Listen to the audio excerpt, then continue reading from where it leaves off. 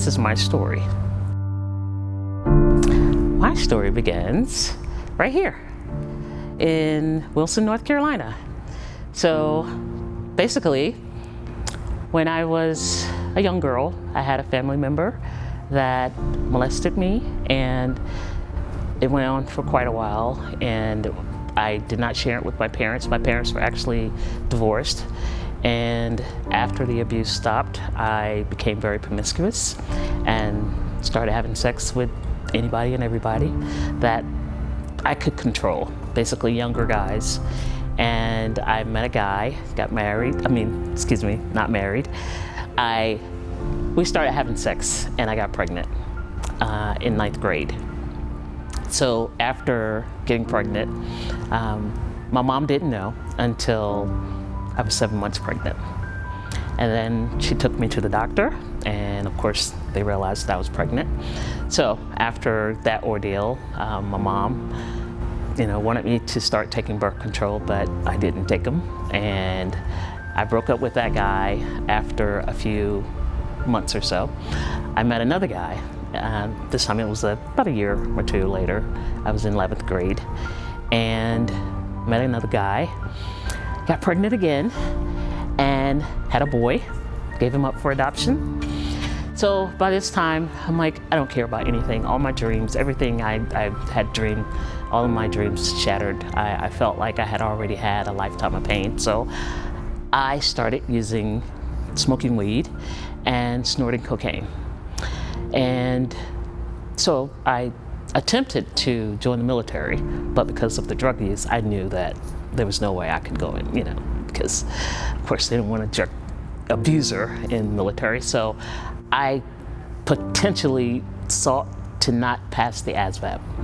And to keep my mom off my back, I started working a job in a factory sorting coupons. And this was after I graduated high school. So 1984, I decided I'm out of here. And I had written a letter to my grandparents, and I said I need to get away from Wilson. So I left and moved to Northern Virginia with my grandparents. And my grandparents were great. They weren't Christians. There was no Christians around anywhere. So after a few months or so, I met someone who sold weed. So of course, I'm back at it again. So, my grandparents were great. I started smoking weed, met guys, met, different people. And for the next 15 years, I met a girl, started dating her, but she broke up with me. And by this time, I'm fully in. I'm trying to find, where do I go? Who do I go to? Here I am now, consider myself a lesbian, but I have no connections. I don't know anyone. She took me to the gay bar, and it was a bunch of white women. So, no offense, but I'm like, okay, where are the sisters? So, anyway, after I found a couple that lived upstairs. I actually moved from my grandparents, went upstairs, and these two ladies who were a couple, I told them that I was interested in the gay lifestyle. And her lover said, I knew it, so they took me to the gay club, all kinds of colors, if you will. And I met a girl, we started dating, and after a while, she wanted more, and I wasn't ready to perform. So she broke up with me, and I'm back at square one again. But I met a girl who became my best friend, and she was married and she was straight, but I was in love with her. And she told me that that's not who I am. I'm your friend. But she went with me to the gay clubs. We hung out every weekend. She came to my house, we had dinner, we talked about every day. So I was confused. Fast forwarding, after she left and moved to St. Thomas, I came home to visit my parents, and I went to church. And I met a guy, and I fell in love. His Jamaican accent drove me nuts. So we started dating, and he ended up moving with me to Northern Virginia, and we got an apartment, had my first child, but there were some issues still going on. I started using again, snorting cocaine. And he was so against it. So I started hiding snorting cocaine. Later on, he started smoking cocaine, and we started smoking together. Both of us got hooked. And I realized that I didn't want that lifestyle anymore. So he said he would stop using drugs. I left him, moved with this girl that I had dated for a while. I met her online, and I moved in with her, and he kept begging me to come back home. So I eventually came back home. And the night before I was gonna tell him that I was gonna marry him, it was Father's Day, 2001, June 17th to be exact. He came home from a bout with drugs, and of course he had taken my car, sold it to the drug dealer. I called the police, did the police report. The police came in to question him. I had no chance, no opportunity to talk to him other than to tell him, take the bloody shirt off, because he was going in the room to see the girls. And I don't know if I said, but we did have a second child who was a crack baby. But God healed her, and she didn't, the only thing she did was cry all the time. She was being weaned off the drugs. But after that night, when he came home, when the police knocked on the door, he went in the room where the girls were, came back out. We lived on the 13th floor of penthouse, well, a condo, and he came out of the bedroom, went to the door to see who was at the door, saw that it was the police, never opened the door, went to the balcony and jumped off the balcony and killed himself. And after that, I don't know how I survived. And we stayed in that condo for about 2 years. And I started going to therapy, and my oldest daughter, started behaving badly in school. So the teachers suggested that I get counseling for her because she was acting out her pain. After a few years, I went back to women. And I met a girl, we moved in together, but this is where God stepped in a huge way. So I was living with this girl, and let me back up just for a minute. Before he died, I gave my life to Christ. But of course, you're still 99% carnal. So I didn't know the steps that I needed to take. And by the time he died, of course, I was like, it's over now. I can live the life that I want to live. I moved in with this girl, and my kids were there with me.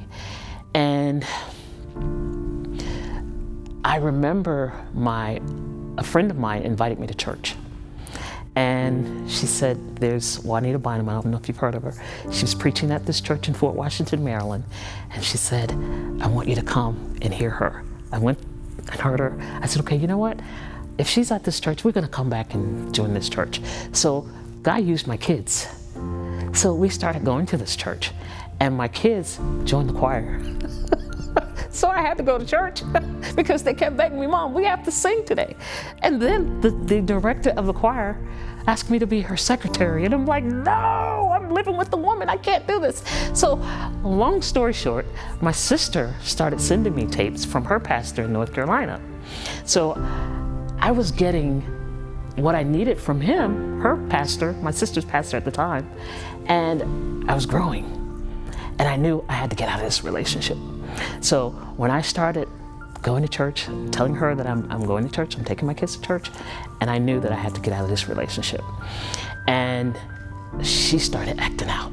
She started drinking really bad and doing things just out of pure evil. And my kids, I thought about my kids, and I said, I want a better life for my kids. And we moved out. I got my own place, and God started working in my life.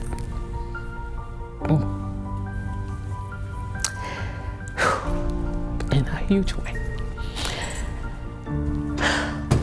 So I was at church one night, and I was down on my knees, and I was asking God, is it time for me to go back home? Because this is where the word is being preached, and my life is changing. I need to be there. this lady who I had never, other than just say hi, she came over and tapped me on the shoulder. And she said, God said, it's time for you to go home. I left in 2005. When my kids, the last day of school, I took my kids, we moved back. I moved in with the sister who had been sending me the tapes, and I started to grow. I started to grow. I sat under the word and I let it get in my heart. And God began to just pull the layers and peel back the layers of everything, the drug addiction, the women, I mean, everything you could think about that I went through. God started healing on the inside.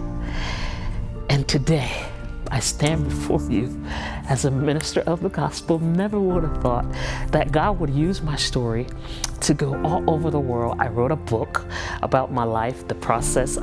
Actually, it's a 3-series book that I'm writing. I'm on the 2nd book now, which is the process that I went through to get healed. And God is just doing amazing things. And I'm so grateful. I'm so grateful that God sent me to a church that teaches the truth. Never really heard my pastor, preach on homosexuality and all these things. He just preached the word. He taught the word. He still teaches the word. And I'm just so thankful. So thankful. I'm so grateful. And I just love Jesus. He came into my heart and he did a new thing. And he's continuing to do a new thing. And there's just so much more that I could tell you, but just know that God is real to me, and no one can tell me that God didn't do this. And now I'm just dealing with some things with my daughters. The enemy is trying to attack and take them down a road, but God promised me that my kids would not repeat my life, and I'm holding him to his promise. Amen. Number 1 key in my healing process was the word of God, the truth. And it made me free. And you know what? God delivered me to be devoted to him, to the cause of Christ. And that's my passion, that's my drive, and that's what I live for, is the cause of Christ. Well, Jesus is faithful. Yes, Jesus is faithful. Oh yes, Jesus is who he says he is, all the time. He's never failed. Yes.